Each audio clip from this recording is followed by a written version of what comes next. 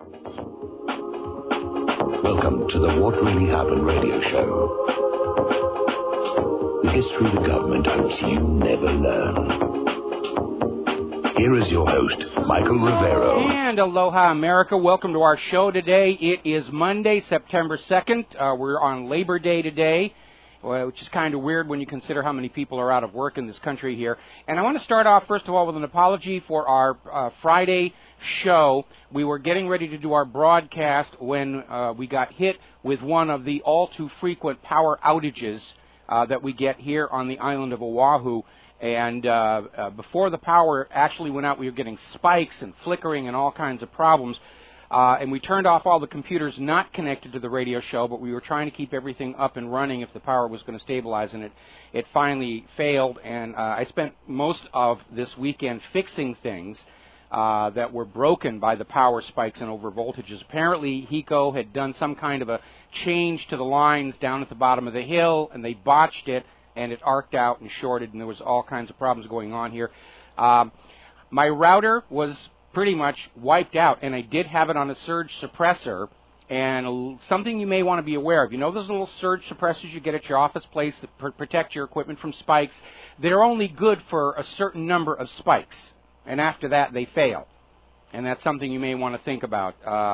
And the unit I had two little lights. One, power is on, and two, you're being protected, and the you're being protected light went out during this whole surge. So I had to replace the router and fix a bunch of other things. I had to fix the clothes dryer. That was broken.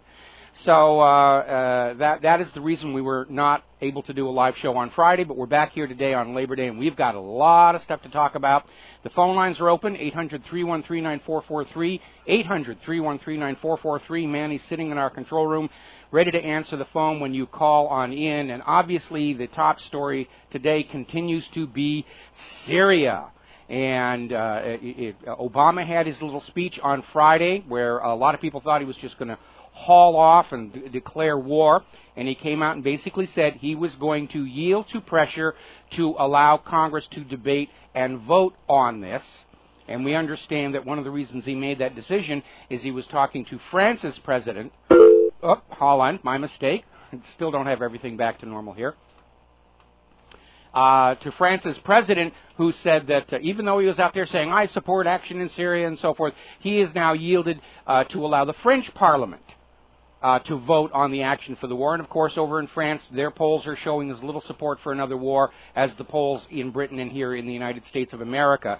What's very interesting is that before he came out and made his appearance on Friday, Obama called Benjamin Netanyahu to tell him we're going to have to delay. We can't do it. And I'm sure Netanyahu was screaming at him, no, you go do it. You go do this now.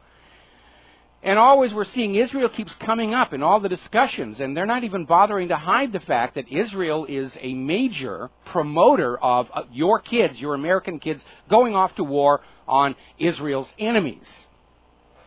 Now, Obama claims to have evidence that Syria's government gassed their own people, and they don't.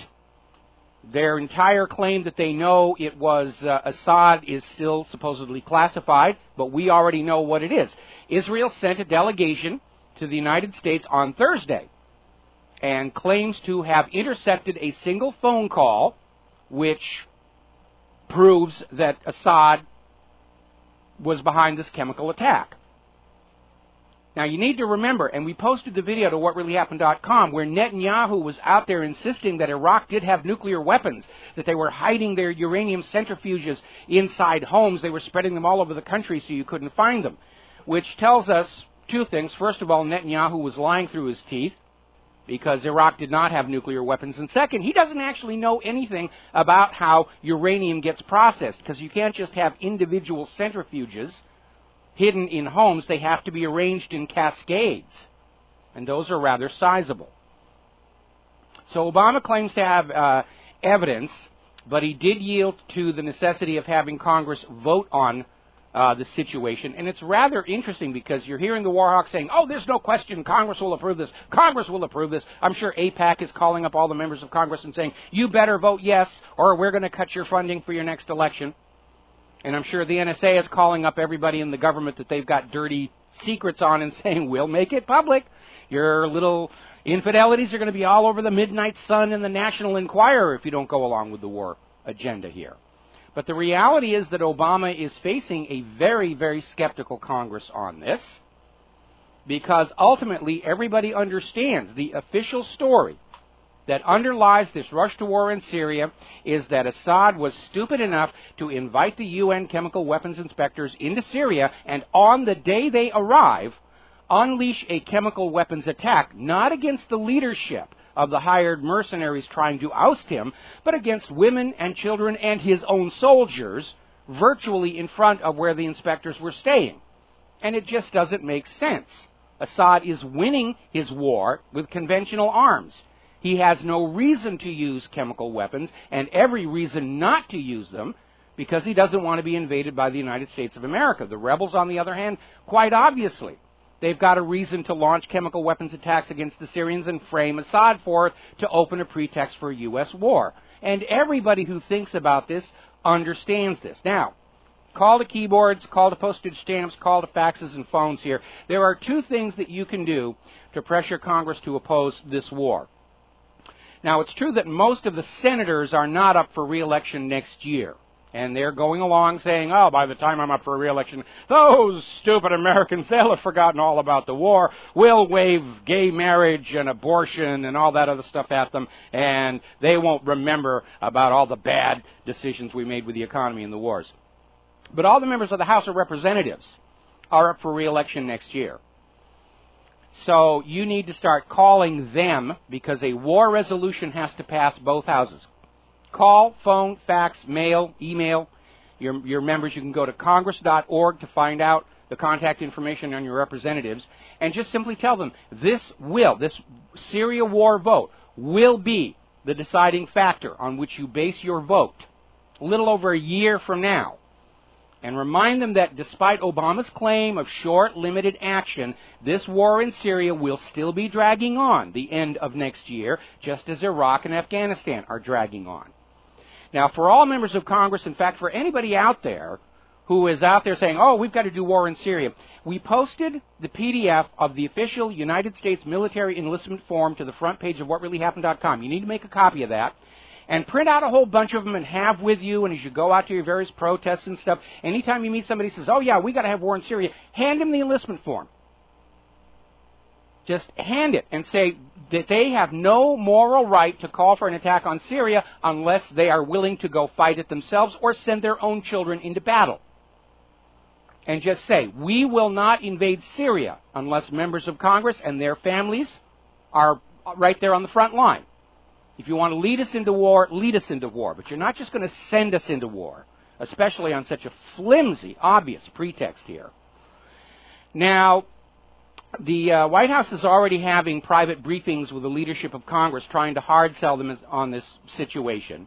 And Liberal Democrat Tom Harkin said that, frankly, the briefing raised more questions than it answered. We're already hearing from inside the Senate that Obama's bill that he is trying to get passed is written too broad and too wide.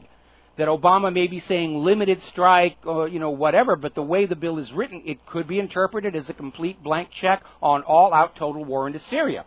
So the Senate is saying, as it's written now, they're not going to pass it. Because if there is going to be any attack on Syria, it's got to be highly limited. Now, we're still hearing all these expressions of confidence from members within the United States war hawk party about how Congress is going to pass. There's no question Congress is going to pass this, whether it takes bribery or blackmail or extortion or even a couple of them to be assassinated to get the message across. They will pass it. But the White House is already hedging its bets and saying that if Congress doesn't vote through the war measure, Obama will still start the war on his own authority. The problem with that being he doesn't actually have that authority. And that is really the problem there. We're more about this when we come back. And aloha, America. Welcome back to the show here. And we're talking about this hard sell. And that's what it is. Fox News, right? But all morning long, oh, yes, we got to do Syria. We got to do Syria. Obama's right. They're out there pushing as hard as they can. Obama is trying to make it look like he's complying with U.S. law by going to the Congress, but he's hedging his bets by saying, if Congress doesn't vote it through, I will have to act unilaterally on my authority as president. And you need to understand something about the United States of America, going all the way back to the Constitution. The Congress is supposed to represent the will of we the people. Congress gets to make decisions like going to war. The job of the president is to execute the will of the Congress. That's why it's called the executive branch. Congress says, this is what we want to do, and the president says, yes, sir, and he goes out and he does it. The president does not have the authority to make laws or to set policy contrary to the will of the Congress. And the War Powers Act, which Congress passed to curtail the abuses of earlier administrations going into Korea and Vietnam, specifically says that the president cannot order the military into action without congressional approval unless there is an outright attack on the United States itself. And I have no doubt that U.S. and Israeli intelligence agencies are trying to figure out some way they can fake a new attack against the United States like 9/11. Their biggest problem, of course, is that we're expecting them to do that. And it's not going to be believed any more than this nonsense about Assad and chemical weapons is being believed. But I think the reason that Obama backed off, because the reports are he was ready to go. They were going to launch the missiles Saturday. And the reason he backed off is he's looking around the United States of America and he's seeing how angry the American people have become. Angry with the economy, angry with IRS abuse of political dissidents, angry with NSA spying on us all, angry with the Department of Justice spying on reporters, angry with all of this stuff. And there's a ton of new videos all over YouTube from just ordinary Americans like you and I. They put a camera on their face and they just sit there and say, I am tired of all the lies. And Obama may be realizing that if he just hauls off and declares war on Syria, that may actually be the breaking point where the American people stand up and says, that's it, this government's illegitimate. And it would be an uncontrolled, leaderless mass uprising all across the country, which Obama cannot stage, manage, and control, like he was obviously trying to do with Adam Kokesh's armed march into Washington, D.C. on July 4th, or with the race riots they were trying to start following the George Zimmerman acquittal. And you have to wonder what's going on inside the mind of Obama, that he is apparently willing to risk an outright revolution in this country in order to satisfy his master's whims for an attack on Syria. Of course, we know it's not a whim. Syria is the last stepping stone to the long-desired war against Iran, to pursue this Bretton Woods agenda. And I'm sure the congressional leadership is being told in the White House today, look, if we don't continue on the war agenda, if we don't complete it, fight it all the way out, the U.S. dollar is going to be collapsed because the rest of the world's turning away from it. You know, if you really think about it, Bretton Woods played the same dirty trick on the rest of the world that the Federal Reserve played on the American people, forced them all to conduct all their business using currency borrowed at interest from a private bank. That's really all that Bretton Woods was. You will go through the dollar and we get a piece of the action and our banks are loaning it out at interest. That's how the U.S. collected its imperial tax from the rest of the planet. And that's what these wars are really all about. Now, I am not advocating a violent revolution, especially because the U.S. government is well prepared to deal with one in the most bloody manner possible. Of course, that would only accelerate the sense that this government is illegitimate, which is certainly my view. Even if Congress says, yes, we are going to go to war in Syria, I don't cede to the Congress the power and authority to decide for me what is morally right and wrong any longer. But if we're going to be forced into a fight of some kind, I would take it as one of the inalienable rights that we, the people expected to be out there fighting and dying, have the right to decide who our true enemy is. And it's not Syria, and it's not Iran, and it wasn't Iraq, and it wasn't Afghanistan. Our true enemy are these money junkies and their private central bank using the blood of your children to try and force their scam on the rest of the planet. That's the true enemy. I want to read you my favorite section of the Declaration of Independence. But when a long train of abuses and usurpations, pursuing invariably the same object, evinces a design to reduce them under absolute despotism, it is their right, it is their duty to throw off such government and provide new guards for their future security. Obama's going to start a war without the Congress. That is despotism. Right there. He is acting as a tyrant and a dictator. He's operating outside the Constitution. He's operating outside U.S. law. He's operating outside international law. It doesn't get more obvious than that. Now, John Kerry is out there doing his impression of a used car salesman still, welcome to Big John's, used war lot here. We've got the finest and pre-owned wars right here. Just sign your child's name on these enlistment papers and you can drive one of these beauties right off the lot here. Come on down to Big John's lot. We'll let your kids play with my dog Spot. That's what he comes across as. He's a used war salesman.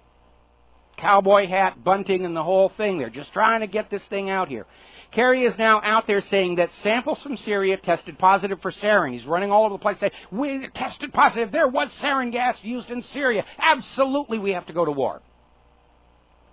Nobody's questioning whether or not chemical weapons were used. Yes, they were. At issue is who used them. And the mere presence of sarin gas does not prove Assad had anything to do with it. John Kerry is operating at the logical level of a shaman who claims invisible elves caused the rain and then points to the rain as proof that the invisible elves were there. That's what John Kerry is doing. We've proved there was sarin, therefore it had to be Assad. It's not logical. It's not logical at all. And again, they're basing this whole rush for war on the idea that Assad was stupid enough to invite those UN chemical weapons inspectors into Syria, and on the day they arrive, launch a chemical weapon attack on women and children, right in front of those inspectors. And if you believe that one, I have some of Saddam's nuclear weapons to sell you. Assad didn't need to use chemical weapons. He's already winning. He's got every reason in the world not to use chemical weapons. Cui bono? Who benefits? Who gets what they want from the chemical attack? Not Assad. The hired mercenaries in the United States get what they want, an excuse to escalate the war. Now remember last May there was a chemical attack that was blamed on Assad, and the UN inspector said no, it was the rebels.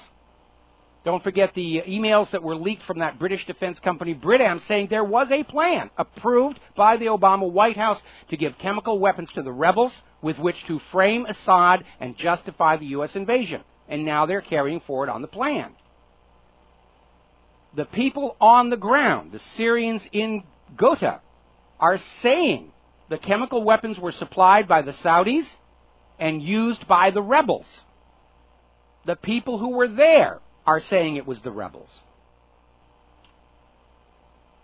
Now, John Kerry, in the midst of all his other stuff, has started whining and crying about how freedom is making it hard to govern. And he's out there actually saying, that pesky internet just makes it so much harder to rule you Americans out there. Kerry, the government's job is to obey the orders of the people, and if you don't like that, resign. We'll be right back. America, welcome back to the show here, and we're going to go to the phones. We've got Dan in Oregon. Aloha, Dan. Welcome to the show. What's on your mind? Well, first of all, thank you for accepting the call. Mike, I just want to make a quick statement and a question. I wouldn't be surprised Obama would want the Congress to vote on it immediately, thereby giving him approval to do so. And the reason I'm saying that is that he'll be heading into the G20 meeting, and how will the G20 meeting play with potential war with Syria? And that's it, Mike. Thank you. Okay, well, you're absolutely right. During the last G20, Putin was kind of isolated in terms of his support for Assad, and the situation has now reversed tremendously. And Obama would like a vote for congressional approval to give it an aura of legitimacy, but it really isn't legitimate. Even if Congress votes for war with Syria, it is clearly a war of aggression. They keep using the word retaliation, retaliation, retaliation. Retaliation for what? Syria has not attacked the United States of America. And, yeah, the G20 is going to be very, very intense because one of the agendas that is being considered by the G20 is dropping the dollar as the international trade and reserve currency. And when that happens, Wall Street's going to implode because they don't know how to actually make money without getting a piece of other people's actions. They've been doing it for way, way too long, since the end of World War II. They don't know how to actually make factories or manufacture quality products or grow healthy, non-toxic agricultural produce. They don't. They've forgotten because they just got used to this idea that anytime there's commerce anywhere in the world, it's coming through the dollar and we make money off of it. So that's basically, you're right. Going into the G20, Obama is trying to find some way so that he doesn't look as isolated, and they're still out there. Even the news is still going on about how France still supports an attack on Syria. Well, Holland does. France does not. And now Holland is having to back off and wait for his legislative body to vote on the issue. Now, the Arab League says they agree in theory with an attack on Syria, but the Arab League nations themselves have said they will not be involved or support it. So they're weasel wording all over the place, trying to make it look like Obama isn't acting alone when it's very, very obvious that's precisely what he's doing. And it is so obvious. Even Sarah Palin had something intelligent to say about this. She said, so we're bombing Syria because Syria is bombing Syria? And I'm the idiot? It's the first intelligent thing I've heard out of her. She's bang spot on with that one. I'm going to have to take back some of the harsh things I said about her. Now, David Cameron, smarting from the rebuke of Parliament regarding the Syria war, actually decided he was going to come back and try for a second vote. I guess his attitude is, you will go on voting until I get the results I want. And Nick Clegg had said, absolutely not. There will be no more votes. The Parliament has decided no war with Syria. You're just going to have to live with that. Now, polls in Britain are showing overwhelming public support for Parliament's rejection of an attack on Syria. They're tired of this whole thing. All over the net, we are seeing photos and articles put up by serving U.S. military with photos saying, no, I don't want to be part of this. Now, Congressman Amash is out there saying that he is being flooded with emails from military saying, we are stretched thin, we're tired, we're out of supplies, we're broke, we can't take this on. And so it should not come as a surprise to find that Senators John McCain, remember John McCain? Bomb, bomb, bomb, bomb, bomb Iran. He thinks this is a big joke. So Senator McCain and Senator Graham are up at the White House right now saying that obviously if we're going to go to war with Syria, you know, we can forget about those mandatory cuts to defense spending. Obviously we have to pour more money into the war machine if we're going to go to war with Syria. I mean, there's a good reason to reject this whole Syria war right there, because what they're saying is they're going to take more of your tax money, and they're not going to spend it on you, the taxpayer. No money for schools, no money for hospitals, no money to keep the roads repaired, no money to keep the bridges from collapsing, no money for the rail system, no money for the electric utilities that are flaking out on us all the time. Oh, no, the money's all got to go to war. We've got to just spend more money on war. We've got to go to war. We've got to take billions and billions of dollars and spend it on war with Syria because Assad is bad. He's evil. And if you're a loyal American, you will close your eyes to the absurdity of the official story and you will fling your babies onto the designated enemy bayonets here. McCain is saying it will be catastrophic if Congress overrules Obama on Syria. And in a way he's right, but in a way he can't share with the American people. Because the catastrophe is the collapse of the U.S. dollar and Wall Street if they don't complete this agenda to conquer all of the world's resource-rich areas to force them to sell their resources only for the U.S. dollar. They have bet the nation. They have strip-mined the wealth of the American people. They've allowed the nation to simply deteriorate through neglect, all on this agenda of conquering the world's resource-rich areas to force the world to trade only in the U.S. dollar. And so McCain is actually right. If Congress overrules Obama on Syria and Obama backs off and says, well, Congress has expressed the will, then the whole war agenda is over.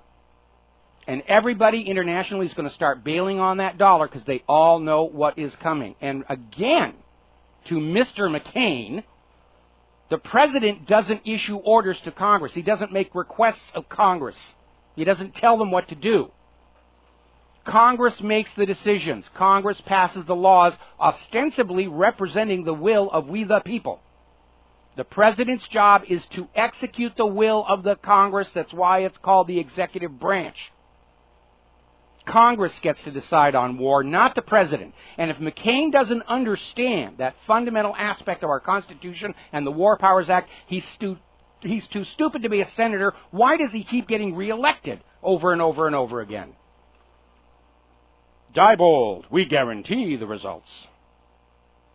Representative Peter King is out there saying that by failing to attack Syria, Obama is abdicating his responsibility as commander-in-chief. And again, under the War Powers Act, the law of the land in the United States, Obama can send the military into action without congressional approval only in the event of a direct attack against the United States of America, meaning a real attack, and not one of these false flag hoaxes that have become so prevalent these days. Now, Charles Krautheimer, who's a personal good friend with Benjamin Netanyahu, is screaming, how dare you delay the attack? We were all hot and bothered to get we had our popcorn made. We had our keg of beer. We were going to kick back and just watch the bodies flying. How dare you delay it? Well, Charlie, here's your rifle.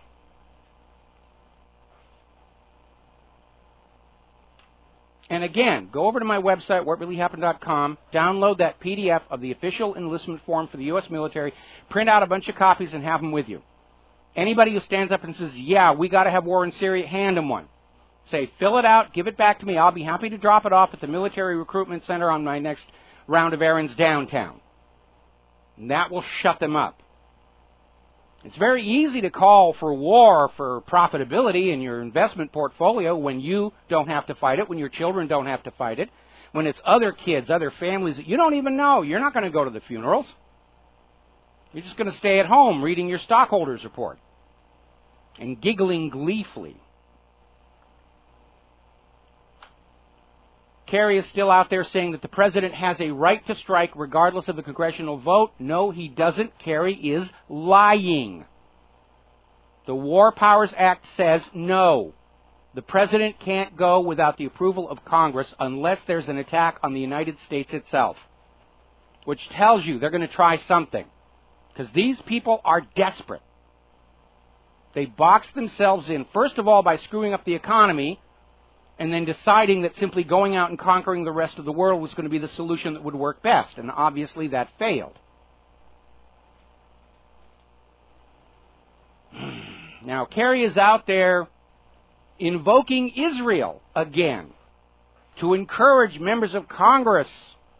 We've got to calm that region down. We've got to conquer Syria here because, obviously, we've got to show Israel that we are supporting them, that we have their security interests at heart.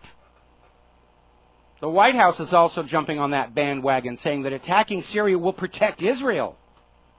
No, it won't. The instant they attack Syria, Syria is going to uncork on Israel because Syria understands that Israel's the big cheerleader for all of this thing.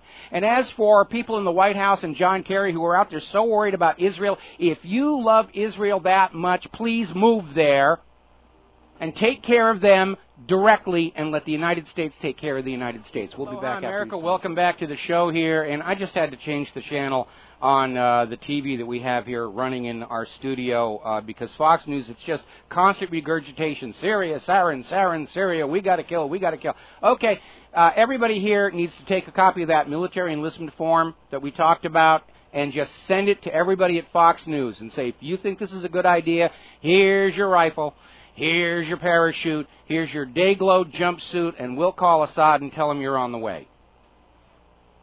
Because that's a message we need to get out there. You think war in Syria is necessary?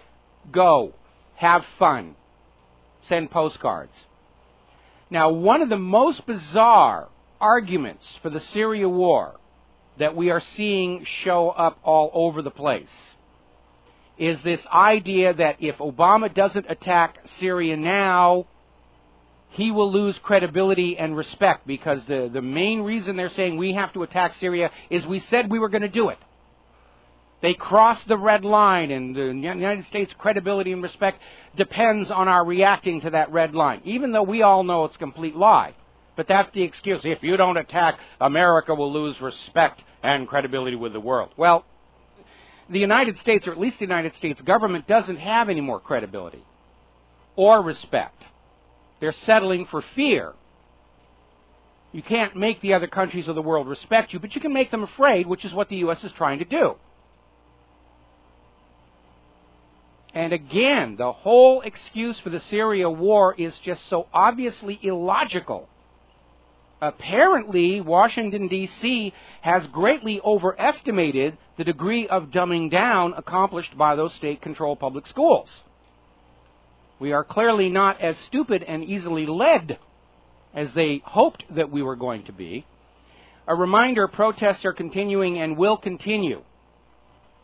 I'm sure that Obama is thinking, well, if we just, let this out till when Congress gets back, somewhere on, we'll give it a week for everybody to calm down. You can't calm down. Was a protest today at the U.S. Embassy in London. There's all kinds of others out there. Just go out to web search engine and say, no war in Syria in your local city, and you will find them. This is a fight for the future of the United States of America, and the first side that quits is the side that loses. So we just have to get out there and be visible and vocal. And by the way, the government's already getting abusive. They're going to treat the no war in Syria protests the same way they treated the Occupy movement. They're going to be spying on you, sending in agent provocateurs. Over in Philadelphia, apparently a military veteran, Emily Yates, got arrested, roughed up by the police for playing a banjo near Independence Hall. Like Philadelphia doesn't have real crime, muggings, rapes, robberies, murders that the police can be dealing with. Oh, no, use a banjo, go to jail. So we can expect this government to react very badly to we, the people of the United States of America, standing up and exercising our First Amendment right to tell the government to go shove their war in Syria. And that is another proof of the tyranny under which we are living. Remember that coffee cup we sell around here? The fastest way to bring down a dictatorship is to force them to act like one where everybody can see it. And guess what? The whole world sees it now. They see the lie used to sell a war in Syria. They see Obama trying to coerce and arm twist everybody, other foreign leaders in the Congress, to get his war against the will of the American people. That is dictatorship. That is tyranny. And we all see it now. And everything from this point on, everything the government does to try and silence the critics, controls on the Internet, harassment by the IRS, beating up the protesters, all of it only reinforces the world's impression that the United States is now a dictatorship, a fascist dictatorship. We're going to go to the phones here. Charlie in New Hampshire. Aloha, Charlie. Welcome to the show. What's on your mind today? Well, first of all, Mike, I want to wish you a belated happy birthday. Thank you. And second of all, has anybody else besides me ever noticed that John Kerry and John McCain, both Vietnam vets, they went to Vietnam with their own film crews? Yes. All little rich kids. Yeah. Well, John McCain's father was an admiral, and, right. He got quite a bit of preferential treatment, especially after that horrible accident with the wet start on that aircraft carrier. I think it was the Oriskany. And, right. McCain, when he was a POW, he was not kept with the other POWs. He was actually treated quite well because the North Vietnamese didn't want to give his daddy, the admiral, any more reasons to come in and bomb the place. And, of course, Daddy McCain was the architect of the cover-up of Israel's attack on the USS Liberty. When Israel attacked the USS Liberty, tried to sink that U.S. ship and murdered all those U.S. sailors, they were trying to say Egypt was behind it. And because the Liberty didn't actually sink, then, of course, they had to have a cover-up and say, oh, it was a mistaken identity, the weather was cloudy and all the rest of it. And Admiral McCain was basically in charge of that. So the McCain family, in service to Israel, it's kind of a historical family tradition with them. Yeah, exactly. And even Granddaddy McCain is a rotten egg as well. Yeah, it does seem to run in the family. It does seem to run in the family here. Anything else? Well, I just wanted to call and wish you a belated happy birthday, and it's pouring pretty good here in New Hampshire today. So you know, we got a little bit of rain here as well. What part of New Hampshire are you in? Just sort of generally. Don't give out your address. I'm in the Hillsborough area. Okay, I know where it is. I grew up in Loudon. I grew up on a farm in Loudon. It's just outside Concord. I spent some good time up in Loudon myself. Yeah, I do miss it. I do, especially the turn of the seasons and everything, which we don't get here in Hawaii. We have only 2 seasons in Hawaii. The rest of the country has 4 seasons. We have 2 seasons, tourist and hurricane. Oh, I believe it. You know, I moved to California thinking it was land of milk and honey. Instead, I found a land of fruits, nuts, and vegetables. Fruits, nuts, and flakes. It's fruits, nuts, and flakes. I lived in California. You know, working in Hollywood is like working in a bowl of granola. What ain't fruits and nuts is going to be flakes. Exactly. All right. Well, good talking to you. All right, thanks an awful lot. Now, we're seeing already some additional propaganda coming out and false flags. This was a story over at The Independent in Great Britain saying that Assad regime is taunting the U.S. for its retreat for being cowards. And it's obvious the war hawks are using a snowblower to fling that bovine excrement at us all, because why would Assad issue taunts when he's trying to avoid being invaded? He's trying to play this very, very low key. And why would a supposed Syrian, nudge, nudge, wink, wink, say no more hacker group attack a U.S. Marine website when Marines are now contacting members of Congress asking them to vote against the war? So this is very obviously ginned up. They're going to try and come out with phony photos and phony stories and everything. Oh, bad Syrians, bad Muslims, you have to hate them. You have to hate the people we tell you to hate. No, that's not in the Constitution. It's not in there. The government does not have a right to decide for us who we will be friends with and who will be our enemies. We, the people, retain that right to decide who the real enemy of our society is. And it's not Syria, and it's not Iran, it's not Iraq. Wall Street's definitely on that list of enemies to the American society. And Washington, D.C. is a close second, because they have abandoned their job as standing as arbiter between the desires of financial interests and the needs of the American people as a whole. And that is also fascism. Benito Mussolini said it. When the government aligns with corporate financial interests against the public, that is fascism. And we are there. Norman Finkelstein is out there saying that the U.S. does not have any moral authority to point fingers regarding other nations' use of chemical weapons because the U.S. has supported the use of chemical weapons in other contexts. Waco, Texas, Fallujah, turning a blind eye to Israel's continued use of white phosphorus against civilians in Gaza. And apparently the official U.S. government attitude is Israel's chemical weapons are good and Syria's chemical weapons are bad. And therefore we would never, ever dare think of attacking Israel to punish them for what they're doing to the Palestinians. But by golly, we're going to declare war on Syria to punish Assad for gassing his own soldiers. You can see how desperate they're getting. We're going to take a break for Phyllis Shapley and some commercials. We'll be back with the rest of our show after a few minutes. Aloha, America. Welcome back to the show. And a listener just sent in an email commenting about the announcement that Putin intends to send a delegation to Washington, D.C.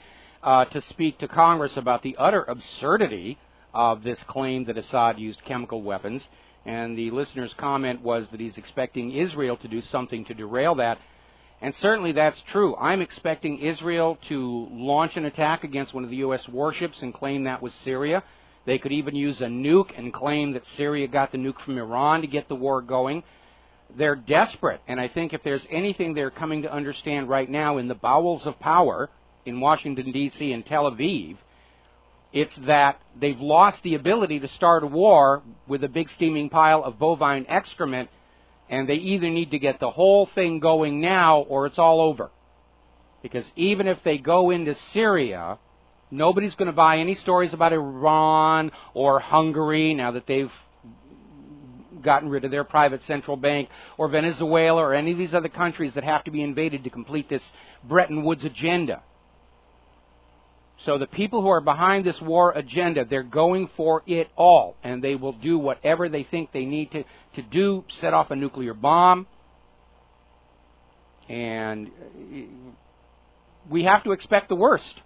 These are people who want war. By definition, these are people willing to kill hundreds of millions of human beings to achieve whatever their political or economic agenda happens to be. So we have to be ready for that. All right, we're going to go back to the phones. James in North Carolina. Aloha, James. Welcome to the show. What's on your mind? Mike, happy Labor Day to you. Thank you. Just a few things about Senator McCain. One thing you were talking about, that accident he was involved with, that was on board the USS Forrestal. Yes, you're right. It was the Forrestal. The carrier. It was the worst accident on a naval vessel since World War II. 134 people were killed and 161 injured. Mm-hmm. And what happened? McCain was flying, I believe, an F-4 off of the Forrestal.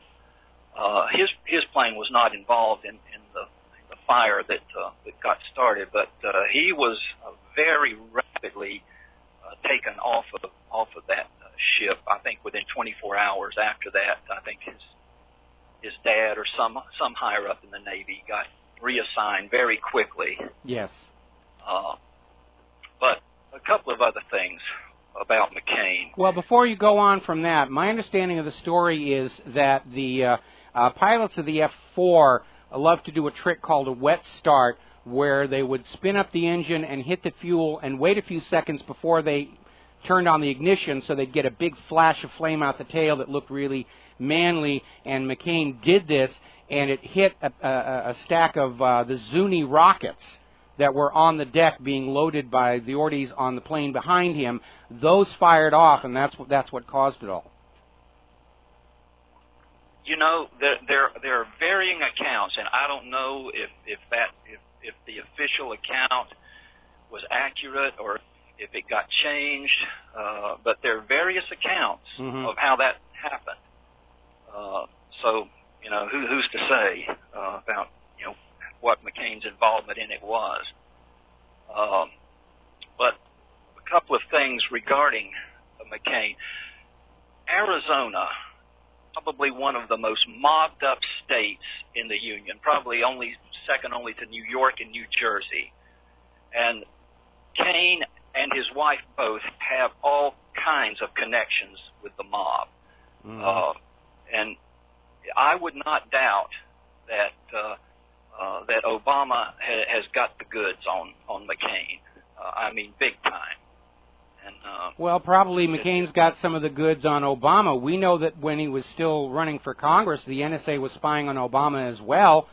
And probably by now the NSA has the goods on pretty much 90% of the government. And the danger with that, of course, is we know how J. Edgar Hoover used his secret private files to blackmail the government into, first of all, making him head of the FBI for life, and up to and including President John F. Kennedy.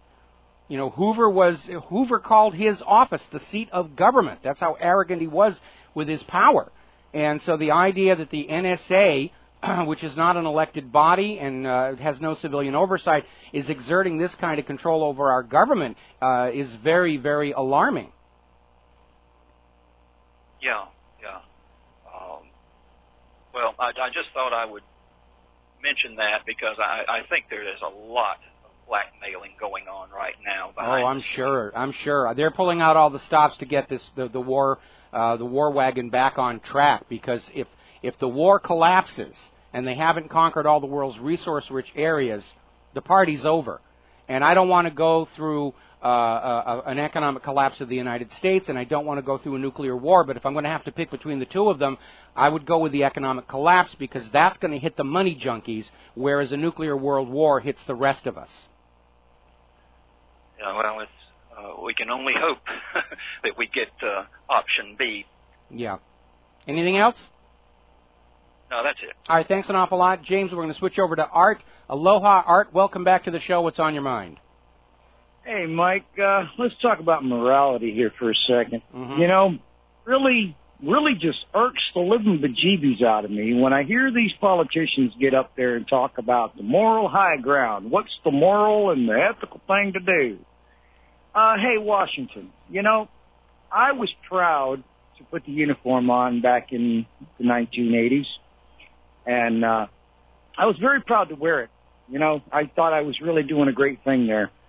And today I look around and it makes me want to regurgitate just to know that I was a part of that lie and that fraud. Mm-hmm. But, you know, one thing I did take away from my military service, and that was a leader is only as good as the men who follow him. And you must always, in everything you do, lead by example. So here's my suggestion to you in Washington. If you want to take the moral high ground and speak against using chemical and biological weapons against your own against people, then I'll tell you what. You guys step forward, take up the bayonet, take up the sword, pick up your flags, fly them high, end all fluoridation in the water, end the chlorinating of the water, end the chemical sprayings, do away with aspartame in the food and all this other garbage, put Monsanto out of business, stop with the vaccines, and oh, by the way, while you're at it, let's destroy those stockpiles of rice and sarin gas and anthrax and smallpox and everything that you guys maintain regularly. You want to talk about morality here? You raise a very, very good point. I mean, under the Chemical Weapons Convention, the United States was obligated to destroy those stockpiles of those chemicals. They never did. We know that right now they're trying to weaponize the 1918 Spanish flu, and they're out there playing with these very dangerous toxins. And at the same time, oh, Assad can't use sarin. And I just got a story from the British press basically saying that the video of the children that's being shown all over was staged and faked because experts have looked at it and said things that should be there in a sarin gas attack aren't. And I don't want to go into details because it's pretty gross, but they're basically saying, yeah, this appears, it's a complete gin up out of thin air is what they're doing. You need to understand, politicians do not subscribe to the idea of morality. Morality is simply a set of expectations you impose on the people to keep them controlled and behaving certain ways so that those who operate outside morality have the advantage. We're all told not to lie to make it easier for politicians to lie to us. We're told not to steal. Meanwhile, the government is stealing left and right. We're told not to kill. The government's killing left and right. It's really just, morality is just, you know, a way to convince people not to be a threat to the power structure. And that's really what it all comes down to. And again, if morality is only applied to a certain segment of society, then it's not morality, it's more tyranny. We got to take a break for commercials. Thank you for the call, Art. We'll be right back. Hi, America, welcome back to the show here. And earlier today, this story broke about how Great Britain 10 months ago sold the chemicals with which to make sarin to Syrian rebels. Now, Britain's already come out and said, we deny it, we wouldn't do anything like that. Don't be ridiculous. But apparently there is a good amount of information to substantiate this. You know, because the goal was to get the war going here. Remember the Downing Street memo from the history of the Iraq disaster? This was a memo that was leaked out that confirmed that the U.S. and Great Britain decided we're going to invade Iraq. Now we have to come up with an excuse the public will buy.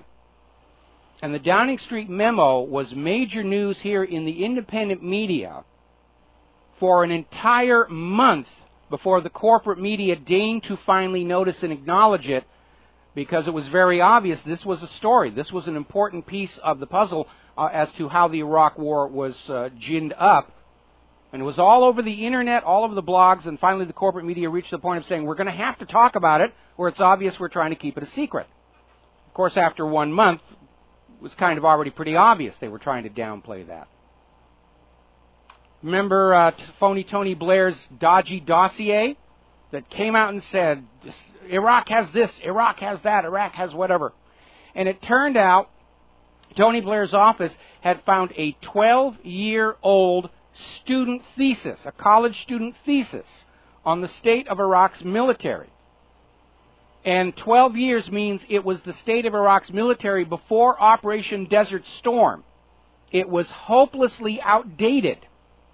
It was written before Iraq did agree with the United Nations Security Council, and they got rid of their chemical and biological weapons. And they never had nukes to begin with. And Tony Blair found this report and said, oh, that's it, and just rewrite it, paraphrase it, we'll put that out. It was the dodgy dossier. They are lying to get a war. They are lying to get a war. They are lying to get a war. That's what's going on here. And remember what Sun Tzu wrote in The Art of War. All wars are based on deception. Senator Hiram Johnson said, truth is the first casualty of war. Because any time a despot or a tyrant or a dictator wants to start a war, he can't just go out there and say, hey, let's invade Poland. It'll be fun. Not too many of you will die. Well, it'll be like a picnic in the country. Think of all the Polish sausages you're going to get. When a world leader wants to start a war, he must lie and trick his people into it. Otherwise, the people would say, no, we're not going to invade this other country. War is very difficult, dangerous, low-paying work. There's a real possibility you're going to lose important parts of your body. I don't want to go. So all wars are started with a dirty trick or a lie. In the case of Poland, Adolf Hitler had his people attack the radio station at Gleiwitz, Germany, wearing Polish clothing. They took along a Polish prisoner and shot him dead on the spot so there'd be a dead Polish body to wave around. 24 hours later, Hitler gets on German radio and says, oh, we have to attack them before they attack us again, and took the world into World War II. That's how these things get started. The lie about a Spanish mine in Havana Harbor blowing up the USS Maine. The captain of that ship, Captain Sigsbee, said the ship blew up from an onboard fire. No, you obviously are failing to see the obvious. It was a Spanish mine, and the Hearst newspapers proclaimed it, sold it to the American people, and marched the nation off into the Spanish-American War. There were no torpedoes in the Gulf of Tonkin attacking the Maddox. That one actually got going by accident. An inexperienced sonar operator heard the screws of his own ship and screamed, torpedoes, torpedoes! And even before Johnson went before Congress for a war declaration escalating the war in Vietnam, he already knew it had been a goof. But he had the opportunity and he seized it to move the war along. Saddam did not have nuclear weapons. We all know that now. Assad has no reason to gas his own people, his own soldiers. And again, this entire case that Assad was behind the chemical attack rests on a claim by Israeli intelligence that they intercepted a phone call inside Syria. Now, what's really interesting is on Cyprus, Great Britain maintains a massive listening facility to basically eavesdrop on everything that's going around the eastern Mediterranean. And the GCHQ listening post on Mount Troodos in Cyprus hasn't reported hearing anything that links Assad to the chemical weapons attack. You don't suppose Israel lied to us, do you? And again, I have that video posted at whatreallyhappened.com of Benjamin Netanyahu out there saying, there is no question Saddam has nuclear weapons. We know he's got them. Absolutely, you've got to go have war on him. Now, speaking of Cyprus, and this is what proves what I've been saying about how the U.S. government operates on the basis of poker, through bluff and bluster and daring gambles, while the Russians tend to be chess players. Russia has just restructured Cyprus's debt. We've been talking about how bad things are in Cyprus, the haircut, they're looting the people to prop up the banks. Russia just agreed to restructure Cyprus' 2.5 billion euro debt, loan terms, to a much, much lower interest rate and a much easier payment schedule.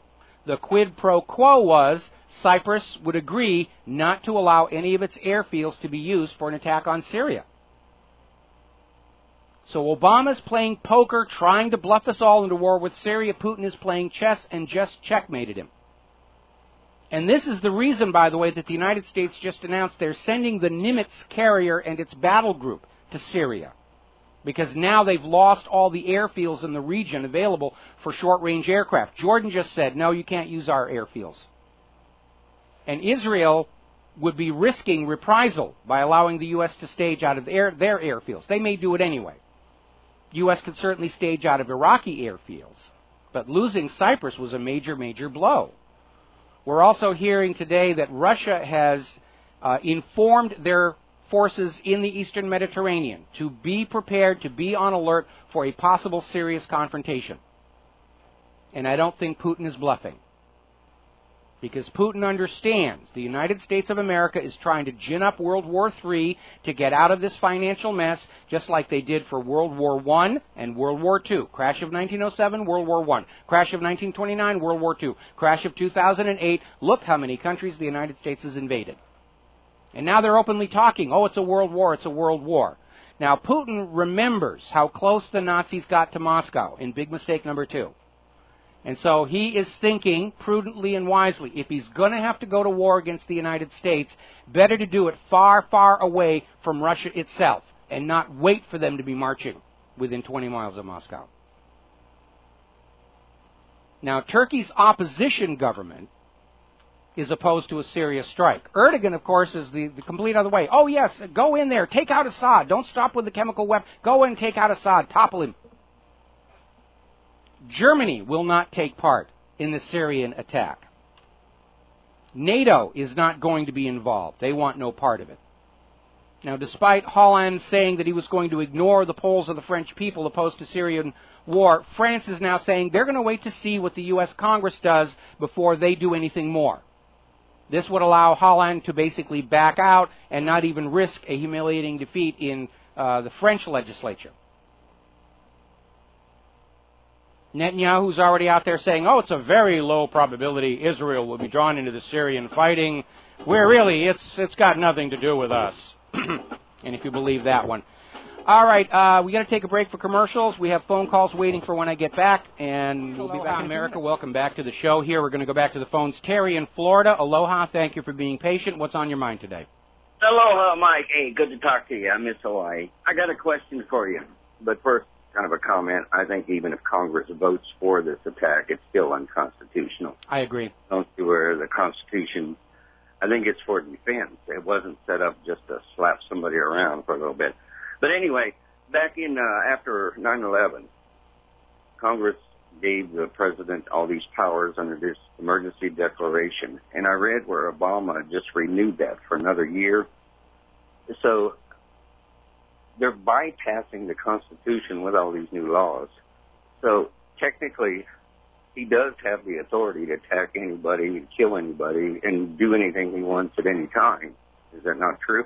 That's a very, very gray area, because these declaration of national states of emergency are supposed to be used to authorize conditional laws already on the books.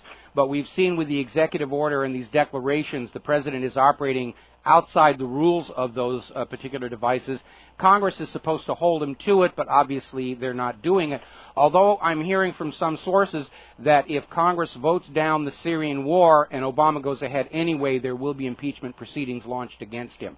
But, I mean, the entire government has simply broken free from the Constitution. We're starting to hear all these grumblings again about how this Constitution just gets in the way.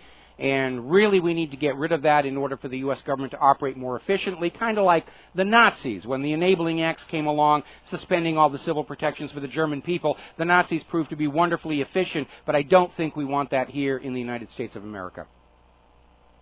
Yeah, I agree with you. But you see what they're doing. I can see what they're doing. And I'm in agreement with you. With a government that is already demonstrably illegitimate because they are not conforming to the Constitution, even if Congress votes for war in Syria, they don't get to decide that for me anymore.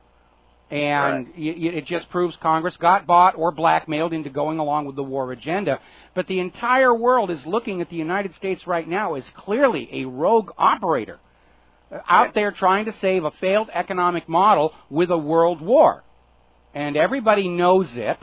And this lie about Assad is so pathetically obvious on the face of it. And I can kind of imagine why John Kerry looks the way he does as he does all the talking head shows about... He knows it's complete nonsense. He knows it's a complete, bogus idea. that Assad would invite in the inspectors and then launch a chemical attack in front of him. It's nonsense. And he knows it. He's having his Colin Powell moment. Yeah, he's in the limelight again, you know.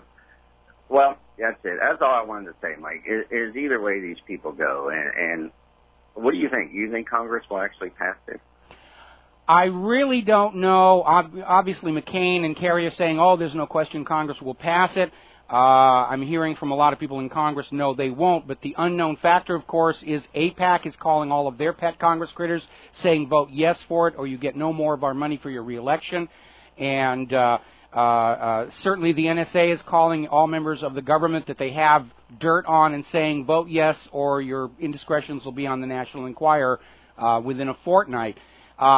This is why I'm asking everybody who listens to my show and reads my website, you get on the phones and fax and email to those members of the House of Representatives and say, your vote on Syria will decide my vote next year, because they're all up for re-election and they're vulnerable. And like I said, print out that copy of the official U.S. military enlistment form and you send it on to them and say, if you want to vote for war in Syria, have the decency to sign up to go yourself or send your children. Sounds like a plan. Hey, thanks, Mike. All right, thank you. We're going to switch over to Kathleen in Texas. Aloha, Kathleen. What's on your mind today? Hi, Mike.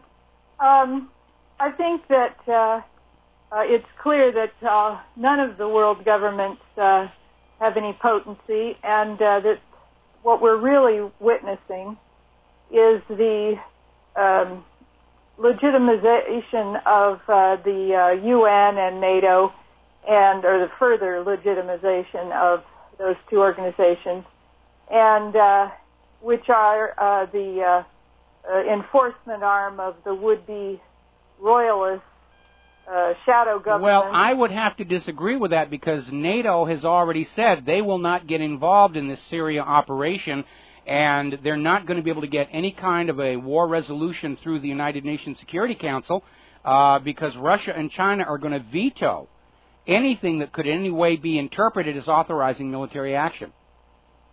Well, I know those organizations have been known to deceive before, so I think that is really the agenda, and that everything else, when we're talking about the governments and so on, is just white noise to distract us, because the main thing is the legitimization of the UN, which has legitimized the poison, vaccines, and all of the agendas of depopulation. Okay, I think what you're saying is you're talking about using the UN to legitimize certain programs, and certainly that has gone along, but even the United Nations are digging in their heels on this one.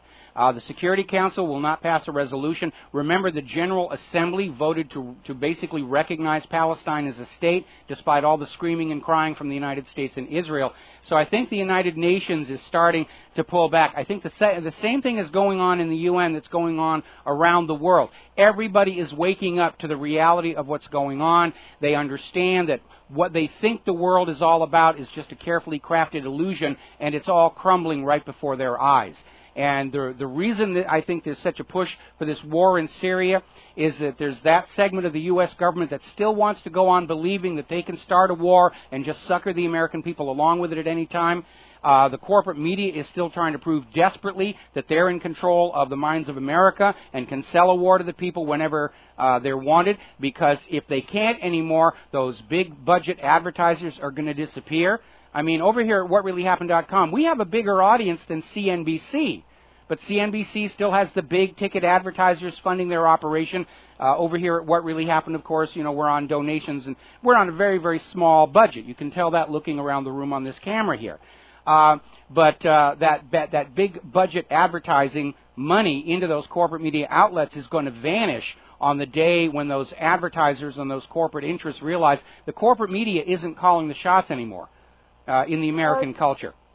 To focus on something that isn't white noise, in my opinion, I really am glad that you and Claire do the feeding program on Fridays. And my question to you is, because earlier you had talked about morality, and so my question is, knowing your position as an atheist and so forth, what informs your morality?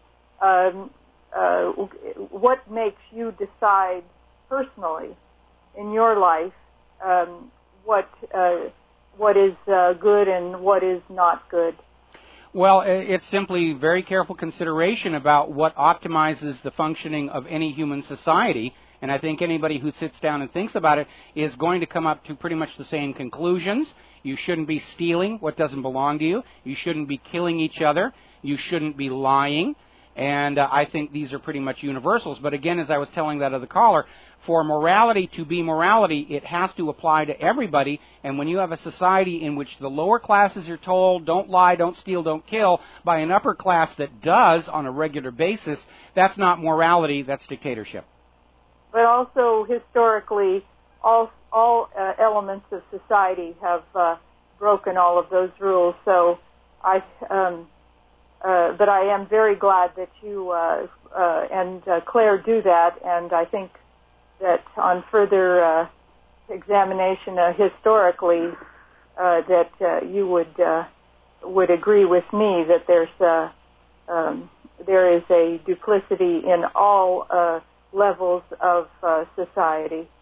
Well, there are good people and there are bad people, and that's unfortunately the human condition. And it's important for the good people to basically be uniting together, say that we want a better world for our children. And we have to be taking active steps to see that happen. If we just sit back, watch our TV, and let the bad people who are drawn to positions of authority in government and the clergy and business have their way, then obviously what we leave to the next generation is going to be worse than what we're dealing with here today. If we want a better world, we have to make it happen. Superman isn't coming. The Lone Ranger isn't coming. Batman is a comic book. We have to make it happen. We have to take it upon ourselves to say, I want a better world for the next generation to grow up in, and we're going to have to make it happen. Nobody else is coming to save us. All right. Well, thank you very much for having your show. All right, well, thank you very much for being in my audience. We're coming up on another commercial break. I know we have another caller waiting on the line. We're going to get to the call as soon as we're back from these words from our sponsors. Aloha, America. Welcome back to the show here. We're going to go back to the phones. Frank in New York. Aloha, Frank. Welcome to the show. What's on your mind? Frank, are you there? There you are. Yes, sir. Can you hear me? Yes, I can. All right. I was listening to RBN last night. I actually fell asleep listening to RBN, and I was wondering if you could just answer a question for me, and I'll take the answer off air.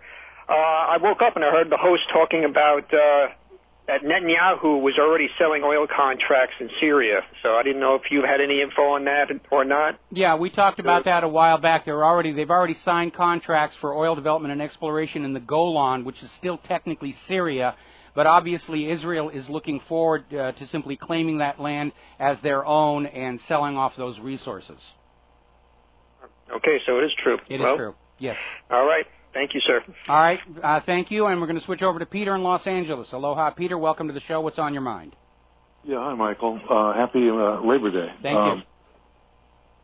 Well, I've just Obama's flipping this whole thing.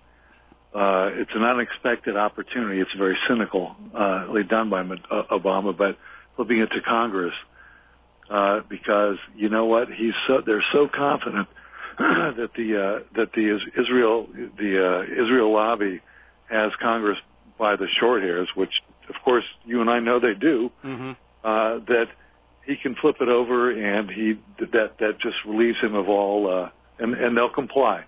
They will supply this use of force resolution, which opened the door. Maybe, but that's what David Cameron thought was going to happen with Parliament, and Parliament surprised him on that one.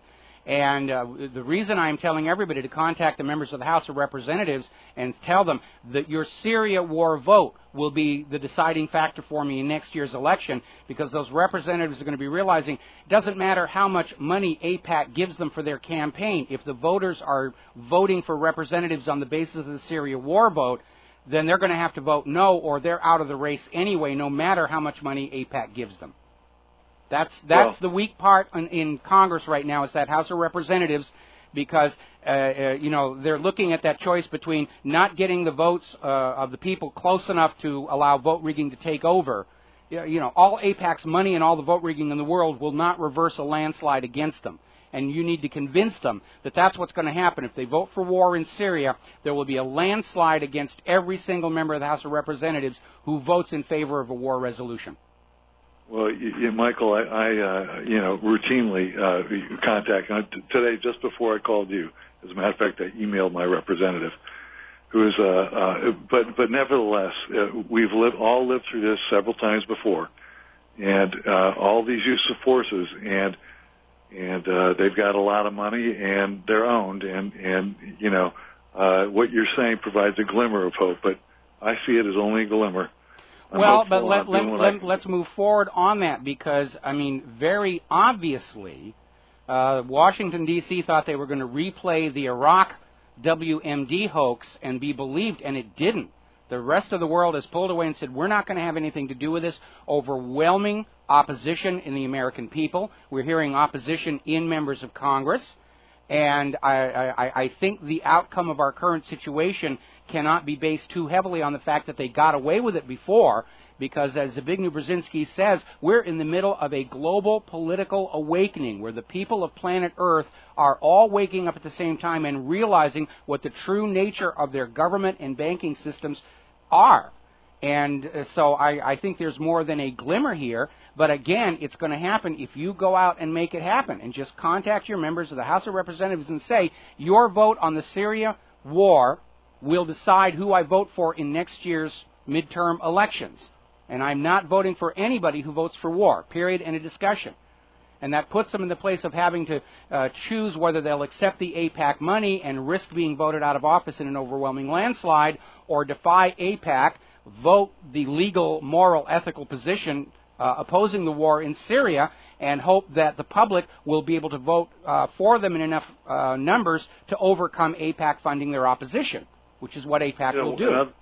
Another thing that AIPAC has, us by the short hairs, is that they control both the Democratic and the Republican parties, and I'll use as a historical example, after the Democrats took back control of the House, or what was it? Whatever. This is around 2006. Rahm Emanuel was the person who was put in charge for the Democrats of selecting the people that they selected to run for congressional seats, the Democratic Party.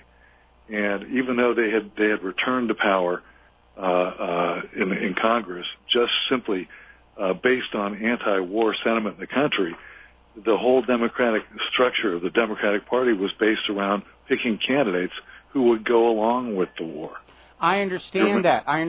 And I know Israel exerts an absolutely tyrannical control over the United States Congress and both political parties. We saw that last year when the Republicans were just engaging in every dirty trick they could to keep Ron Paul out of the race. We saw it at the Democratic National Convention, where the Democratic Party's own elected delegates voted down a resolution to add Israel to the Democratic Party platform, and the Democratic leadership said, it passed, and they were being booed by all their people.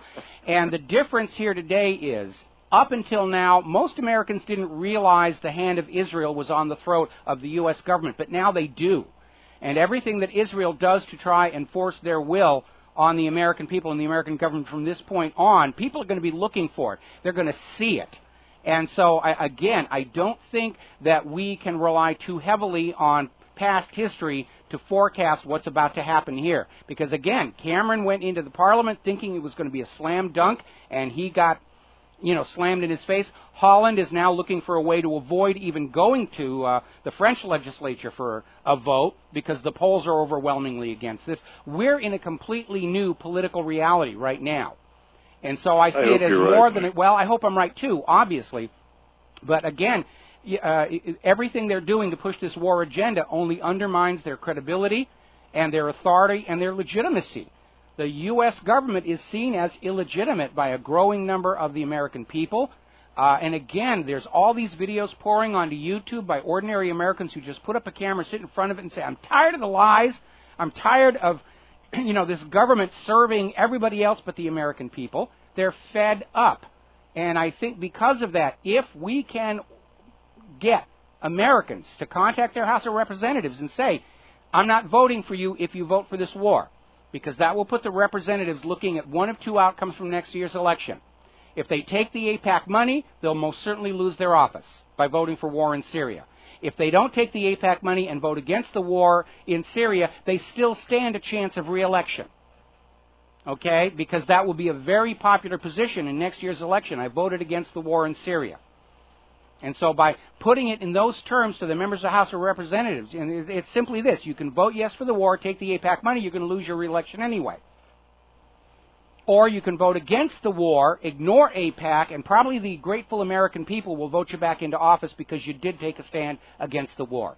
That's the case that we have to present to every single member of the House of Representatives. Well, amen. Amen to that. I hope it works, Mike. Thank you. All right. Well, thank you very much. And I think it could work. And again, we're in a very new political reality here right now. And the hardliners in the government and certainly the executives at the corporate media don't want to acknowledge it. They're still in denial. They're still living in the glory days of the Cold War in the 1950s and 1960s, where they could wave commies at us and we would obediently wet ourselves and fling our babies onto the appropriate bayonets. Those days are gone forever. We have 330 million Americans looking for reasons not to trust the official story, and of course once they're looking, they find them. There are ample reasons not to believe this story.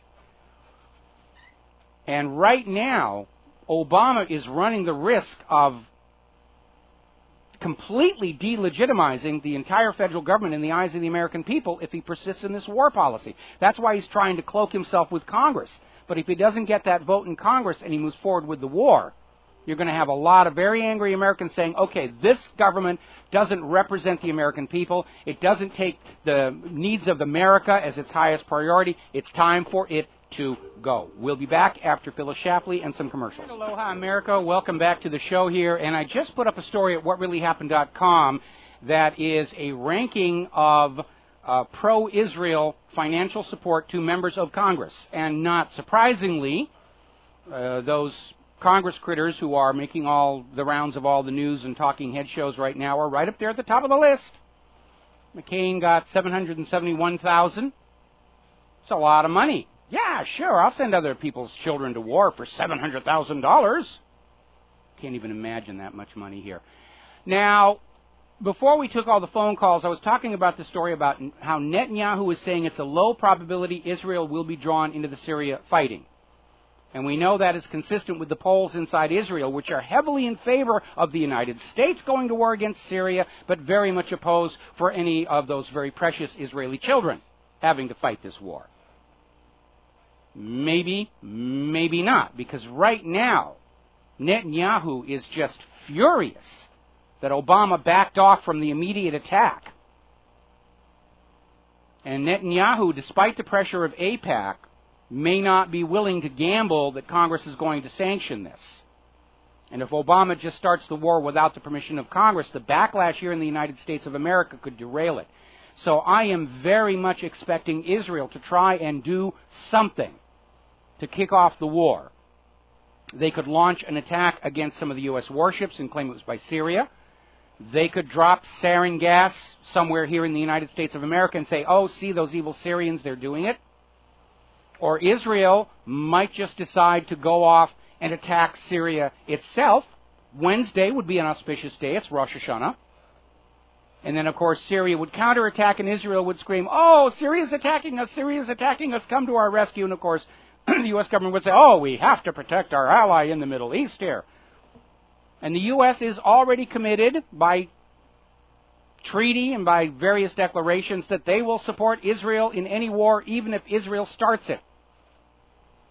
They have literally ceded to Israel the authority to start a war on behalf of the United States of America.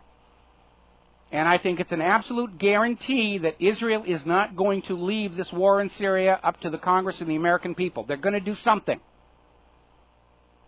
Now, we've already had an attempted terror attack in the Suez Canal, possibly in response to Egypt saying that the Suez Canal will not allow any military traffic leading to support for an attack on Syria.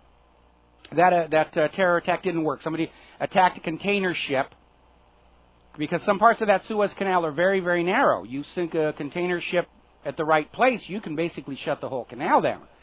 Earlier today, there was a report that a Jordanian airliner had been hijacked. Jordan has now denied that. But certainly, I think any nations that are refusing to get on board the attack against Syria are going to suffer an attack by Syrian government terrorists. Because that's the way they play the game.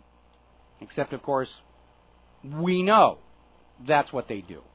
Of course, Israel, even though they're saying we're not going to get involved in Syria, they're out there screaming that the U.S. has to pay for more Iron Dome missile batteries, and they've got to up that money that's taken from you, the American taxpayer, and given to Israel so they can maintain a qualitative edge over the rest of the Middle East. Well, Israel already has a qualitative edge. It's called nuclear weapons. But they're greedy over there. They want more of your money. Let's see. Now, I mentioned earlier in the show, Putin is seeing a chance to turn the tables on Obama in the upcoming G20. Because during the last G20, Putin was feeling somewhat isolated in his support for Assad. And now it's completely turned around. The sheer absurdity of the official cover story justifying an attack on Syria cannot be ignored. And country after country is bowing out of this whole situation. And so it's going to be Obama who is isolated going into the G20. And that's not a good position for him to be in, given that the G20 includes on its agenda the dropping of the U.S. dollar as the mandatory global trade and reserve currency. And when that happens, and it's already happening, China has already signed direct currency exchange agreements with 8 different nations. The BRICS nations are forming their own international trade and reserve currency. The Shanghai Cooperative Organization is forming their own international trade and reserve currency. The dollar is already losing its position as the global trade and reserve currency. And that's what this war is really all about from the United States point of view, is forcing the world back onto Bretton Woods, and the world does not want to go. Ron Paul is out there saying the Syrian chemical attack is a false flag. Yeah, he's right. And I really would have been much happier if he had succeeded in becoming president of this country. Of course, we know the forces arrayed against him. Israel didn't want him as a president. Wall Street definitely didn't want him as a president. The Federal Reserve was absolutely terrified he was going to turn into a new Andrew Jackson. Other stories coming out of here, Obama's war in Syria based on lies. And that's absolutely true. And Kerry is still out there saying, we've got proof there was sarin gas. Nobody's arguing about that. The question is, who used it? Who launched the attack? And Kerry's attitude is, oh, well, it had to be Assad. Couldn't be anybody else. Raising on a busted flush there.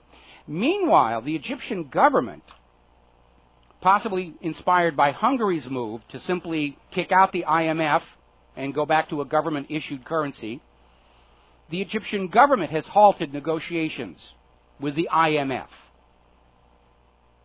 So they may be pulling free from that whole global central bank model here. Now, here in the United States of America, we're seeing more and more strikes at the fast food restaurants, demanding unionization and a decent wage. I mean, we have people who are working full-time jobs at these minimum wage jobs, and they still need food stamps. This last week, we saw this whole hue and cry about, oh, well, no wonder people aren't working. You can get more on welfare than a minimum wage job. And, of course, my response will be, let's raise the minimum wage above welfare to incentivize going back to work. And, of course, the money junkies are saying, no, we're not going to raise, we're not going to raise the minimum wage. We have to lower welfare because now we have to pay for more war and we have to give more money to Israel and so forth and so on here. It's amazing. Here's a good one. Over in Detroit, their financial straits are so severe they have run out of the special paper that is used to issue death and birth certificates. They're not putting them out there. People are being born anonymously, probably without a record. That's a good thing. They're off the grid. They don't have the paper to process death and birth certificates, and they're not issuing any. We'll just take your word for it that that's your kid.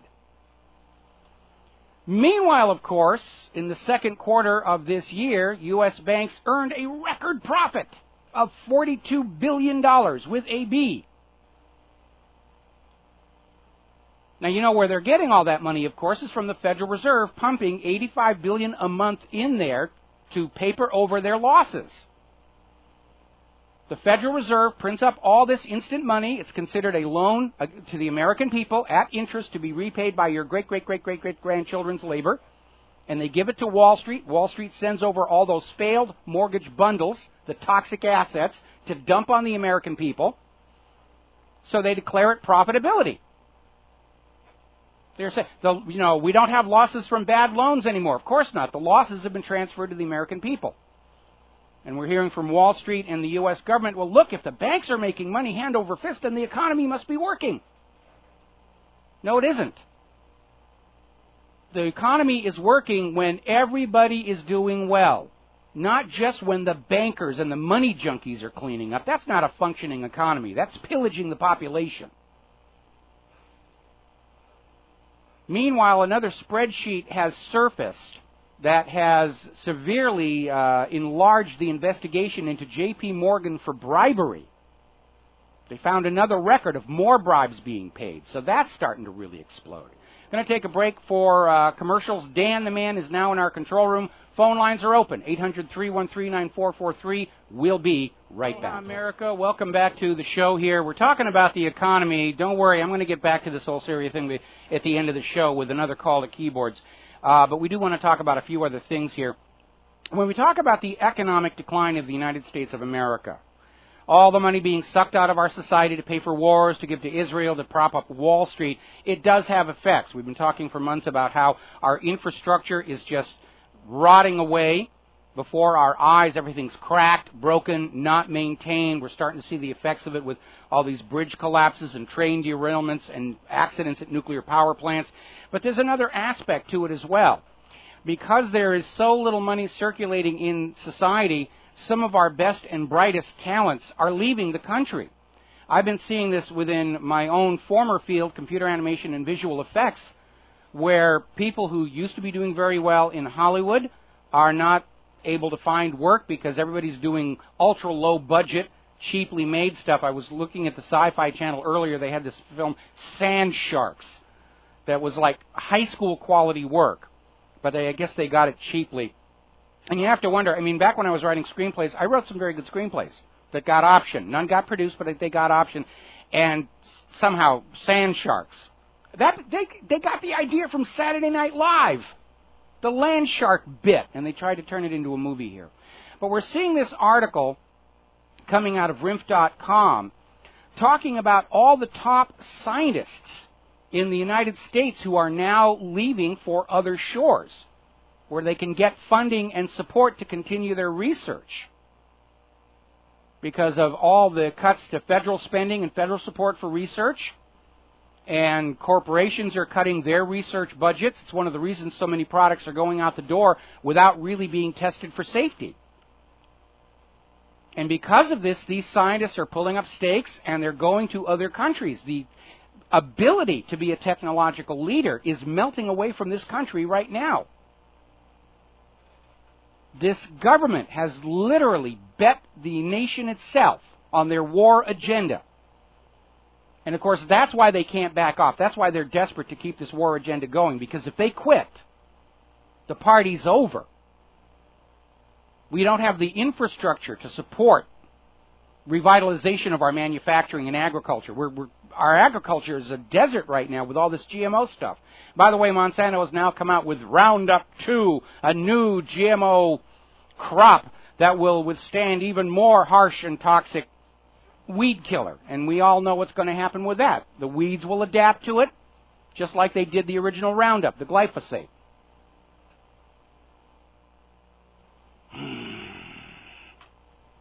I mean, this country is effectively destroyed. We can't do the things that we used to do in this country. We used to be technological leaders. There was a time when we really were the greatest nation on earth. We're not anymore, because the greatness of a nation is not just measured in megatonnage of nuclear weapons.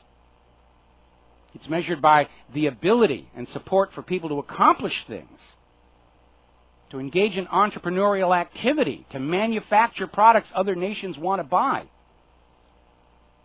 And our entire financial system and our government got lazy. They had this swell little deal called Bretton Woods that allowed them to play the same game on the world that the Federal Reserve plays on us. You cannot conduct business without borrowing your banknotes from the private bankers at interest. And they became dependent on that. They started thinking, we don't need to worry about manufacturing. We'll just send that someplace else here. We're on Wall Street, the giant open-air casino. We're all going to make fortunes here.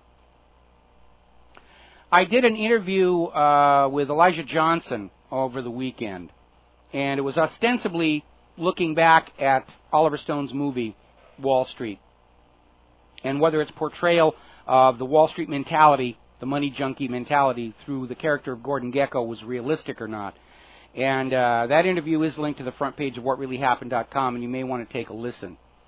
Because Oliver Stone's reputation is based on making movies that show people really very much how they are, rather than the beautified, politically correct image that Hollywood normally resorts to. Now, if you're my age, you remember the war in Vietnam, and we got movies like The Green Beret with John Wayne out there saying, we're here to bring you liberty there, Pilgrim. And then, of course, Oliver Stone came out with Platoon, which showed a very dark and gritty version of the war in Vietnam. And for those of you who knew veterans who came back from Vietnam, Oliver Stone's version was much closer to reality. We all know about his film on JFK. And certainly in terms of Wall Street, the Gordon Gekko character has almost become a cultural archetype of the classic money junkie who just wants more money, and he doesn't care if he wrecks companies in the process and puts thousands of people out of work, sort of like the media recreation or pre-creation of Mitt Romney, looking at some of the way he did business. And again, I don't have a problem with people who want to make money. I don't have a problem with people who want to be rich. I'd like to be rich myself. What I have a problem with are people who are so addicted to having more and more money that all other considerations of society are simply invisible to them. And we know money is addictive, just like heroin's addictive, alcohol's addictive, meth is addictive, cocaine's addictive. It's an addictive process, and we need to recognize it as such. There are people who can enjoy alcohol recreationally and not get into problem. We also know there are complete alcoholics who do stupid things like drive drunk and kill people in their cars. And the same thing applies with money. There are some people who can be working with and managing money and not have it completely distort their worldview. And then we have people like Gordon Gekko or Mitt Romney or Bernie Madoff, where the acquisition of more and more zeros on their spreadsheet overrules any other consideration. And that is very destructive. And we need to recognize that the money junkies are very destructive of society. They're mentally ill people, and they need an intervention. Now, possibly because he fears a backlash from the war in Syria, Obama is back on his gun control crusade. He's apparently starting to issue more executive orders restricting gun rights. And he's not allowed to do that. That's not what the executive order is for. The executive order is how the president is supposed to carry out the will of Congress. That's the president's job, to execute the will of the Congress. That's why it's called the executive branch. But Obama is basically signing executive orders without any blessing from the Congress and without any review by the Supreme Court. And they're going after the guns again because now they're afraid.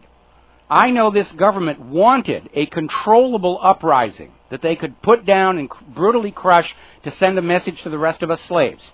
I think that was the agenda behind Adam Kokesh's failed armed march into Washington on the 4th of July. I think that's why they were pushing so hard for race riots following Zimmerman's acquittal, to demonstrate that the U.S. government is master in the streets of America. They didn't get either one. What they can't deal with is all 300 million Americans getting fed up and pissed off at the same time. And so they're back getting ready to go for the guns, and if they get the guns, the next thing they're going to come for is the gold to save the banks, because they did it before in 1933, and there's no reason for them not to do it again. Apparently, the U.S. government just spent $1 billion launching a brand new spy satellite into space, saying that it can tell the make and model of an automobile on the surface of the Earth from outer space. Well, I can tell the make and model of my car just by looking at the registration, and that only cost me $150.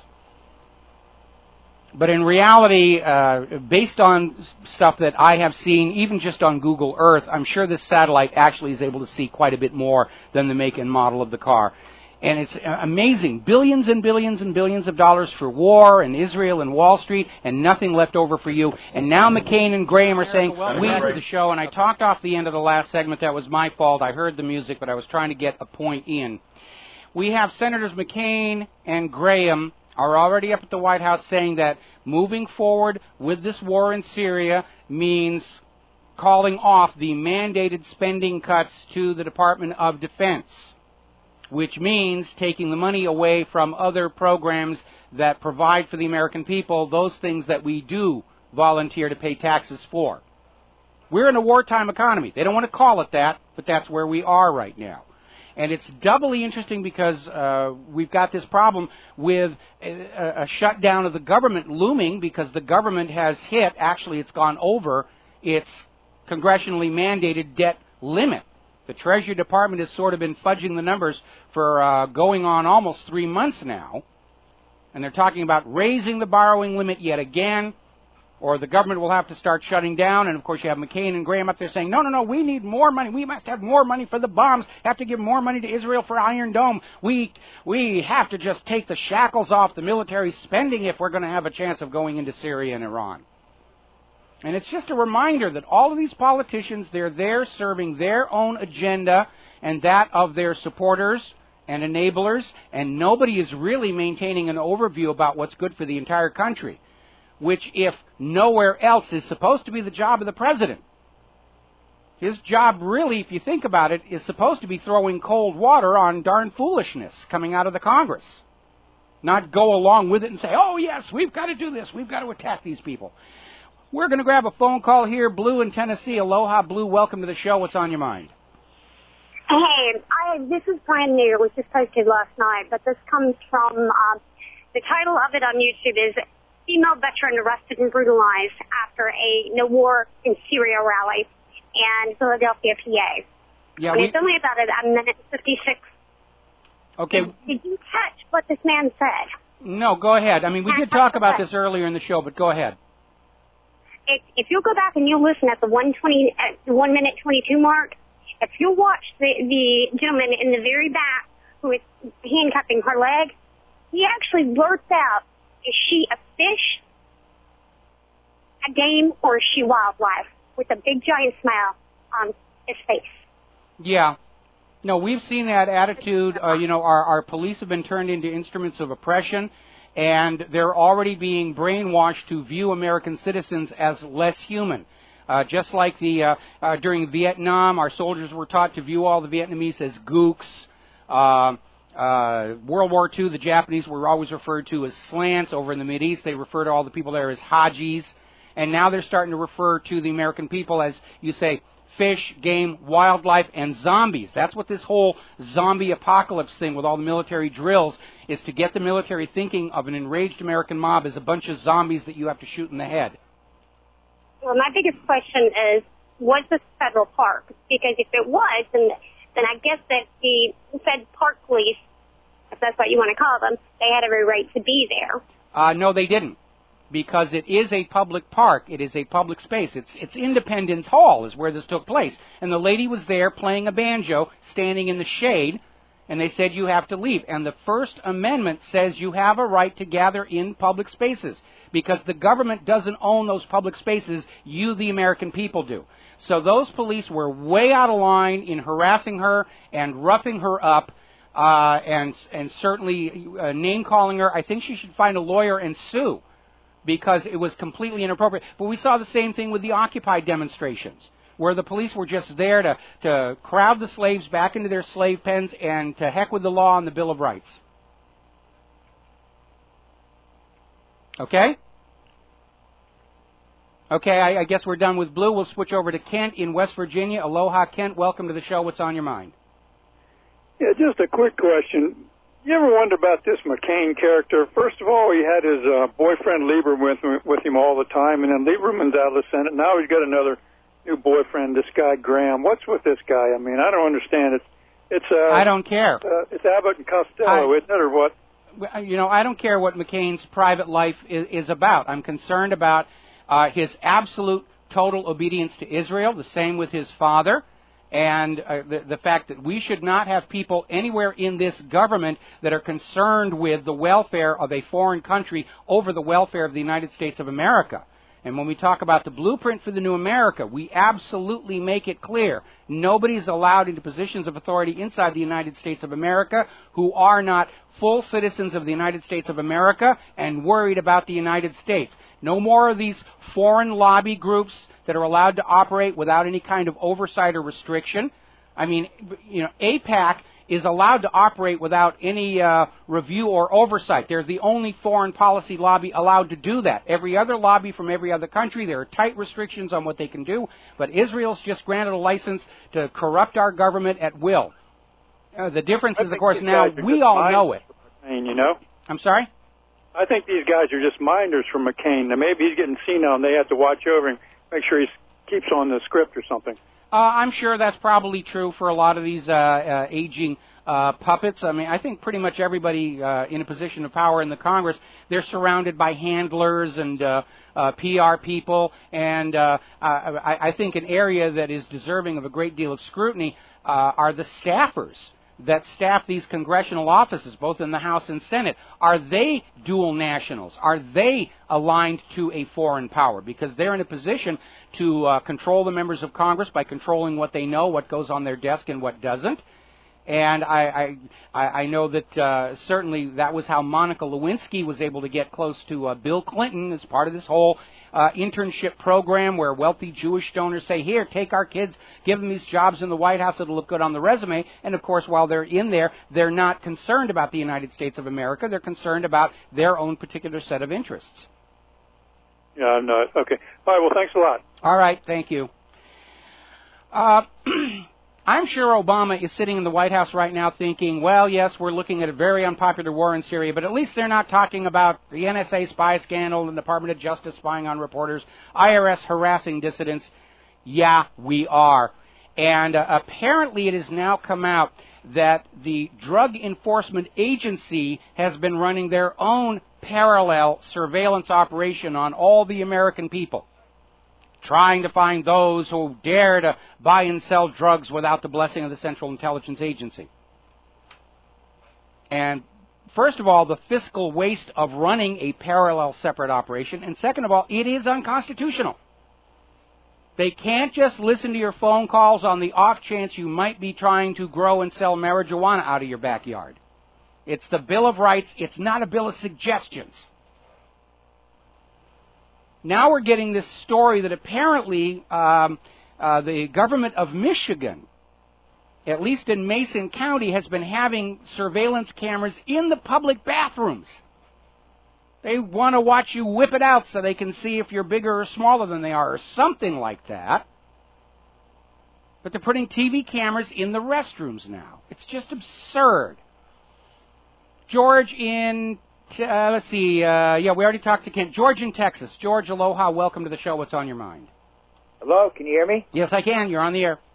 Yeah, Mike, you know, the thing is, I sat there and looked at the books in Arizona, the laws in Arizona. Mm-hmm. You know, when they passed the 17th Amendment, even though the people elect the U.S. senators, the state legislatures do have the duty to do have the obligation, it is on the books, to recall any U.S. senator.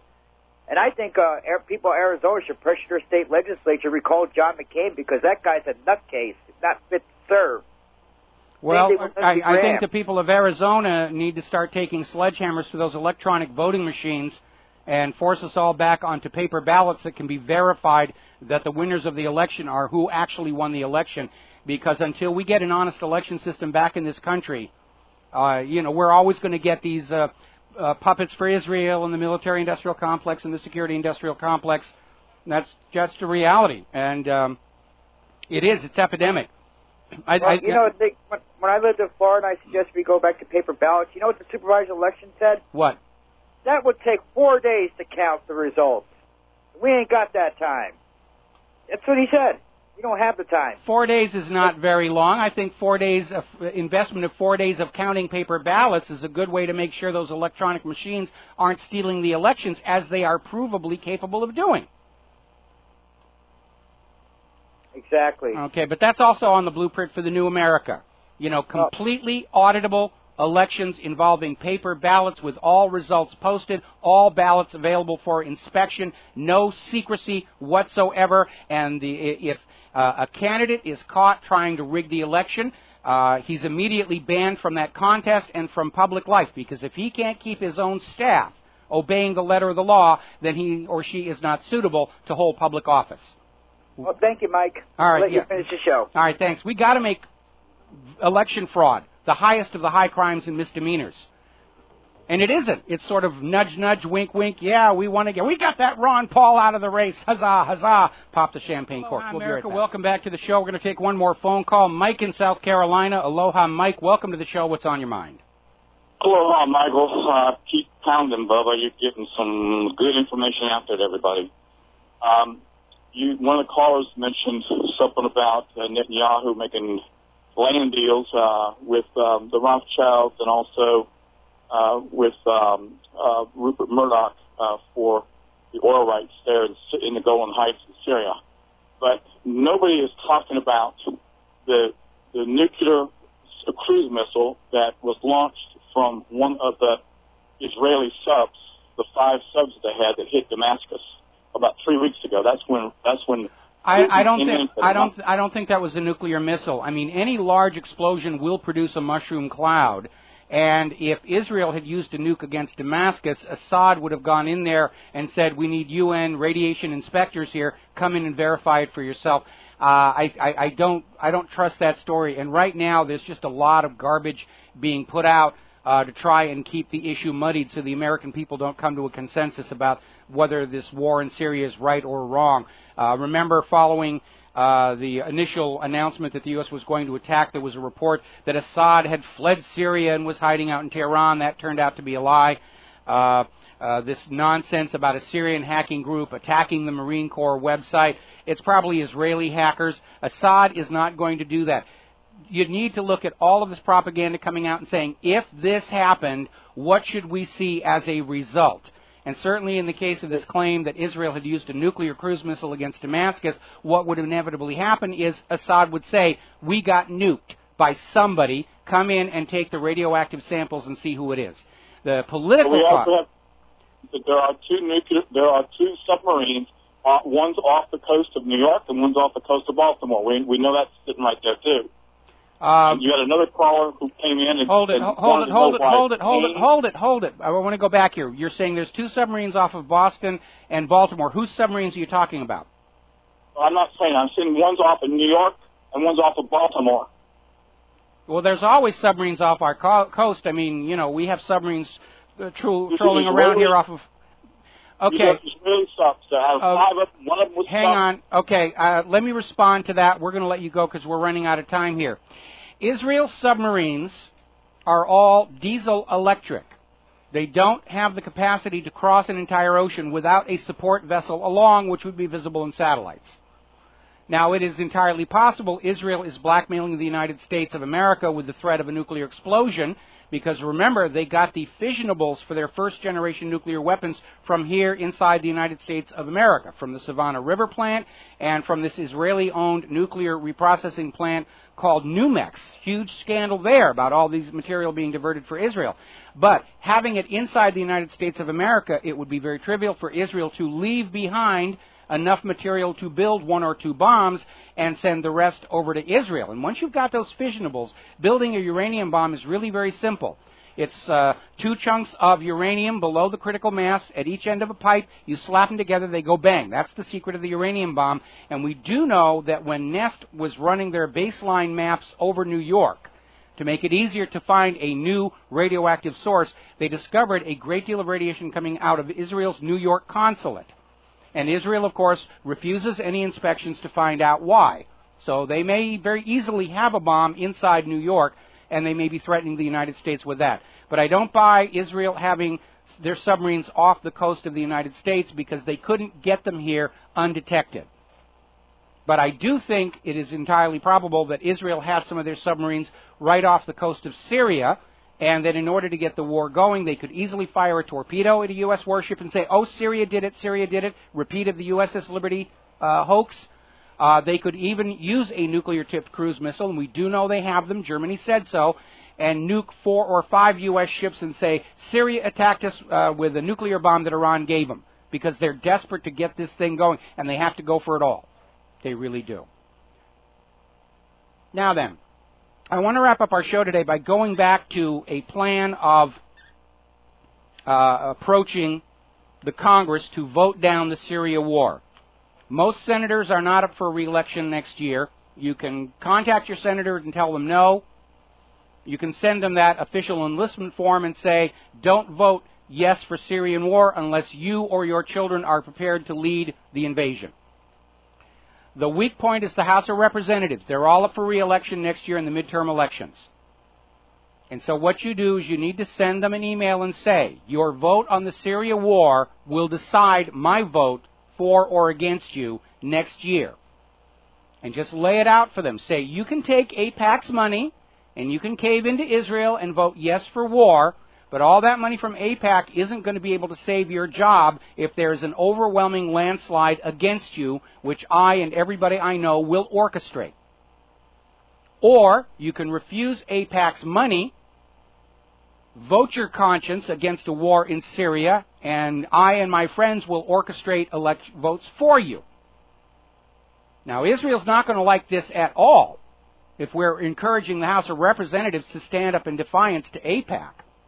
But AIPAC was able to control the Congress only in a time where most Americans didn't know what it was doing. And those days are gone.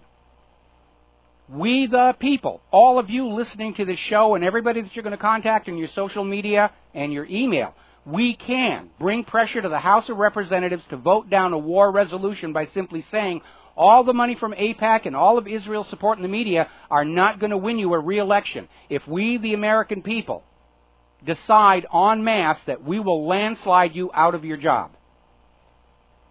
Go with Israel, guarantee you'll lose your election.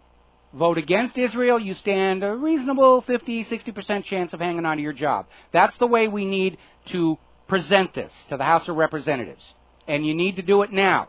I know it's Labor Day, you're out on your barbecues and everything, but starting tomorrow, I'm going to put up an article at whatreallyhappened.com where I'm going to lay out this whole methodology. We're going to spread it viral all over the net, and we're going to get 300 million Americans to say to their representatives, you have got a very simple choice. Yes on war, pack your office up next year. No on war, we will work to keep you there even against AIPAC funding your challengers. That's what we're going to do. And we're going to pull the rug right out from under AIPAC on that situation. Alrighty, a couple more stories here about NSA spying before we end the show today and head off for the rest of our Labor Day. Apparently, the U.S. government has a staff of 35,000 people whose only job is to break and decrypt codes used by you, the American people. Apparently, it's something like a $10 billion program to go on out there and read your private traffic, to steal your business secrets and give them to cronies, or to find something they can blackmail you with. And you know something? It's wasted money, because this last Thursday, my third NSA challenge expired. Nobody broke the code. And on that third challenge, I gave them the key. I issued the encrypted message, and I gave them the key that I used to encrypt it, and they still couldn't figure it out. $10 billion, 35,000 people. And we just proved that anybody able to write their own codes and encryptions will keep their communication private, which means real terrorists, and I don't mean the phonies like Adam Gadon, real criminals are not bothered by the NSA. The NSA's job is to keep an eye on you, the law-abiding American people. These 35,000 workers and $10 billion are out there reading messages encrypted using the off-the-shelf encryption where they already know the method. RSA, DES, AxCrypt, all of those. As long as the NSA has the method, they can break the key. If you write your own code where you've developed your own method, doesn't even have to be that good, NSA won't be able to read your traffic. We proved it with our 3 NSA challenges, and yes, I'm working on a 4th NSA challenge right now. $10 billion. And we beat them.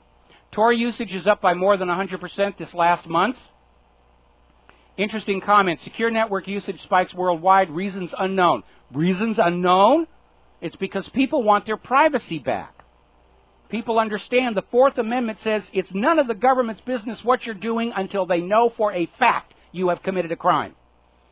There's the music. It's time for us to get on out of here. Once again, please go over to Republic Broadcasting, hit that donate button. Look how much money the war hawks are spending to sell you a war because they're expecting a profit in the long run. We need your help to stop them. Every penny counts. Every single penny. Have a good Labor Day. Be ready to rejoin the fight for peace tomorrow. And we'll be back here on the Republic Broadcasting Network. Until then, aloha America.